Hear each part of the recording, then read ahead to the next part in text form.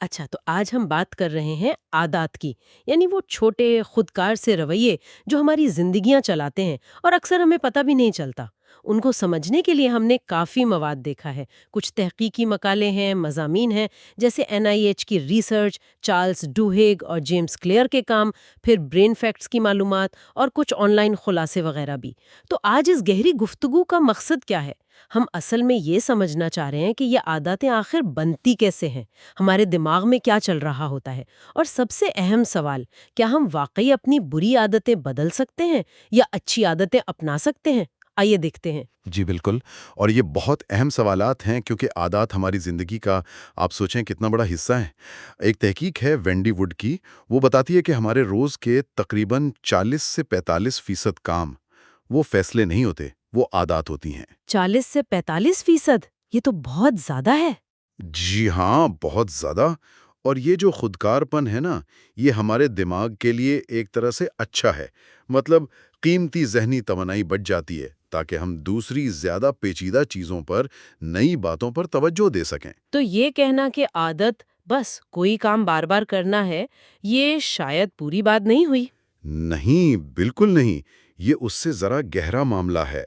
आदत सिर्फ दोहराए जाने वाले काम नहीं, ये खुदकार रवैये हैं जो किसी खास सियाको सबक के इशारे से जुड़े होते हैं। सियाको सबाक के इशारे? मतलब? यानी कोई खास जगह, कोई खास वक्त, कोई एहसास या कुछ लोग जो हमें वो काम करने पर उकसा दें, खुद ब खुद। और ज़ाहिर है ये आदतें अच्छी भी हो सकती हैं, बुरी भी, या बिल्कुल न्यूट्रल भी। जैसे सुबह दांत ब्रश करना मुफीद है पर न्यूट्रल है। चार्ल्स डूहेग ने अपनी किताब द पावर ऑफ हैबिट में इसे हैबिट लूप कहा है, आदत का चक्कर। वो कहते हैं इसके 3 हिस्से हैं: इशारा, फिर मामूल और फिर इनाम। जी बिल्कुल। Cue, routine, reward. हम्म। इशारा यानी ट्रिगर, हम्म। जो दिमाग को कहता है चलो भाई ऑटो पायलट ऑन करो। हम्म। मामूल वो असल काम है जो हम करते हैं, जिस्मानी हो, जहनी हो या जज्बाती। और इनाम वो नतीजा है जो दिमाग को बताता है कि हाँ भाई ये चक्कर याद रखने के काबिल है, आइंदा भी करना है। और ये इशारे अंदरूनी भी हो सकते हैं, जैसे बोरियत या टेंशन। जी हाँ बिल्कुल।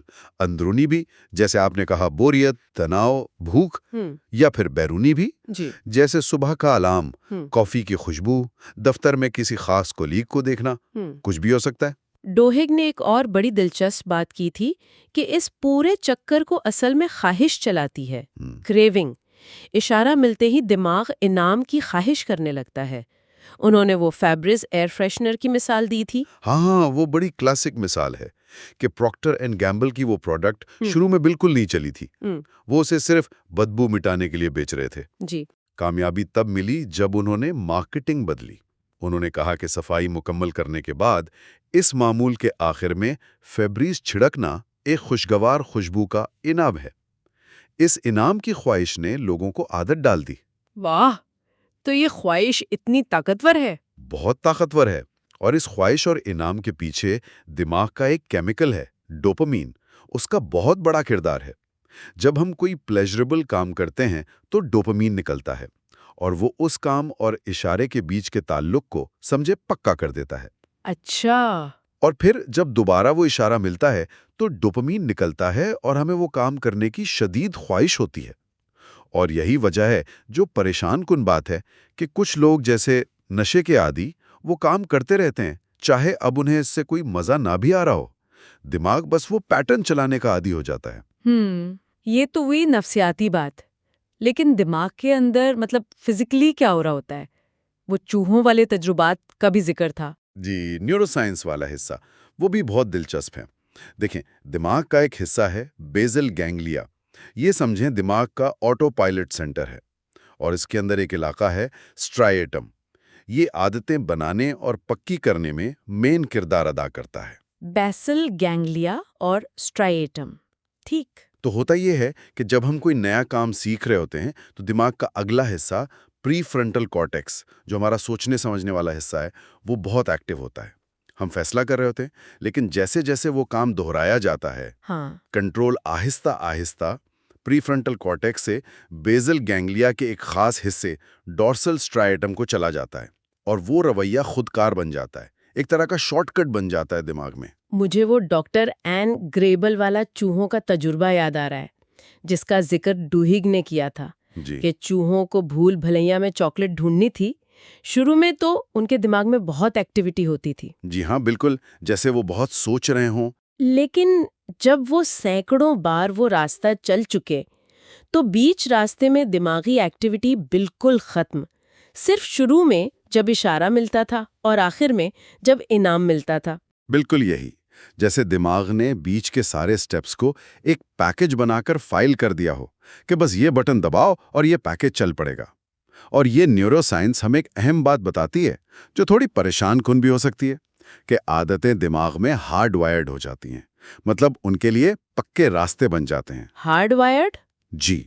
और एक बार ये रास्ते बन जाएं तो आदतें अक्सर नतीजों से बेनियाज हो जाती हैं। उन्हें परवाह नहीं रहती कि नतीजा अच्छा है या बुरा।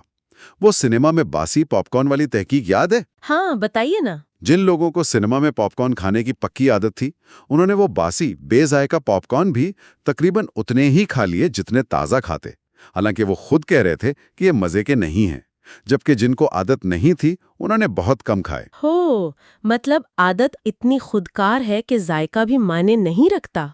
कुछ हद तक, जी हाँ। जब आदत का बटन दब जाए तो दिमाग बस मामूल पूरा करता है। अगर ये आदतें दिमाग में इतनी पक्की हो जाती हैं, तो फिर इन्हें बदलना इतना मुश्किल क्यों होता है?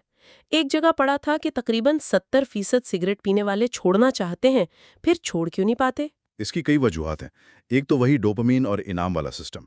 वो हमें बार बार खींचता है उस चीज़ की तरफ जिसे हम छोड़ना चाह रहे हैं। वो ख्वाहिश, वो तंग करती है। हम्म। दूसरी वजह, जो शायद ज़्यादा अहम है, वो ये कि जब हम कोई नई आदत बनाते हैं ना, तो पुरानी आदत दिमाग से मिटती नहीं है, डिलीट नहीं होती। अच्छा, वो वहीं रहती है? जी हाँ, वो वहीं रहती है। नई आदत का रास्ता पुराने के साथ साथ बन जाता है। दोनों मौजूद रहते हैं। इसीलिए जब टेंशन होती है या पुराना माहौल मिलता है, पुराने इशारे मिलते हैं, तो पुरानी आदत वापस आ जाती है। बिल्कुल, दिमाग फौरन पुराने ज्यादा पक्के रास्ते पर चल पड़ता है। तो पुरानी आदतें सिर्फ सो जाती हैं, मरती नहीं है। और फिर कुव्वत इरादा, विल पावर का भी तो मसला है। डॉक्टर राय बाउमेस्टर कहते हैं कि ये एक मसल की तरह है, इस्तेमाल करने से थक जाती है। जी, उसे ईगो डिप्लीशन कहते हैं।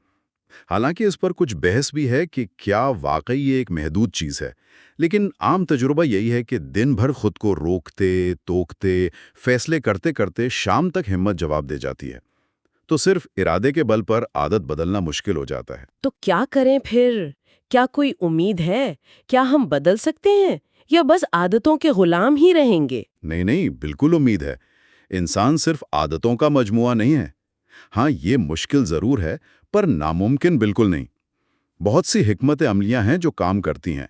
बस ये समझना ज़रूरी है कि कोई एक जादुई गोली नहीं है जो सबके लिए काम करे।